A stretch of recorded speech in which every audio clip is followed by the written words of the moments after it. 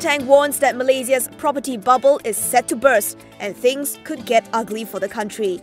According to a policy paper authored by IDEA's senior fellow Dr. Carmelo Ferlito, the spectacular growth in the high-end property segment is coming to an end. He says it is clear that unexploited profit opportunities are disappearing, and Malaysia could be at risk of an economic crisis. However, Ferlito says it is important for the government to let the bubble burst, because home prices will otherwise be kept artificially high. He recommends that Putrajaya downplay its role in the property market. Instead, the government should respond with market-oriented solutions and pay special attention to the household financial exposure. He adds that the government must enhance Malaysians' financial literacy. Easing up regulations to foreigners who are in possession of a regular working visa and paying taxes could also be another measure.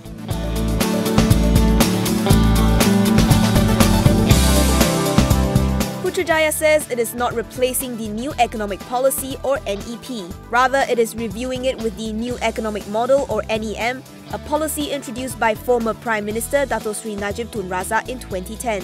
Minister in charge of Economic Affairs, Dato Sri Muhammad Azmin Ali says, post-review, affirmative action will be dispensed, not based on race, but the needs of all Malaysians. He says while the government still guarantees the protection of Bumiputra's needs, it must be fair to everyone.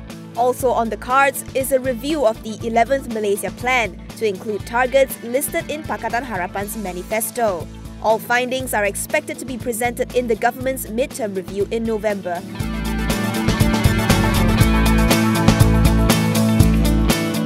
Radian Global Tech made a promising debut on Bursa's ACE market, opening at 50 cent, a 117% premium above its IPO price of 23 cent. The counter hit a high of 65 cent before paring gains to close at 53 cent.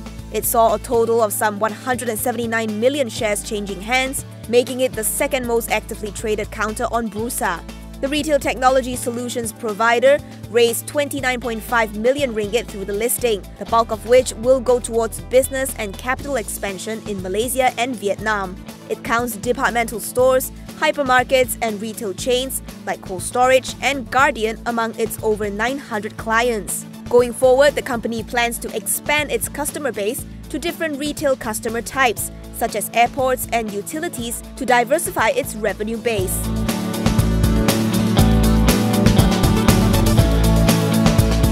On the heels of TNB and TM's announcement that their national fiberization plan is off the table, Communications and Multimedia Minister Gobind Singh Dio says the cancellation is actually a boon as it puts an end to a monopoly in the industry. Additionally, this does not affect Putrajaya's agenda to roll out nationwide internet connectivity. This is because TNB and Telecom can still work independently with the government and companies to provide infrastructure throughout the country. Yesterday, the two GLCs announced their decision to Bursa, saying it was mutual and with immediate effect. This termination will not stop them from collaborating in the future for mutually beneficial business opportunities.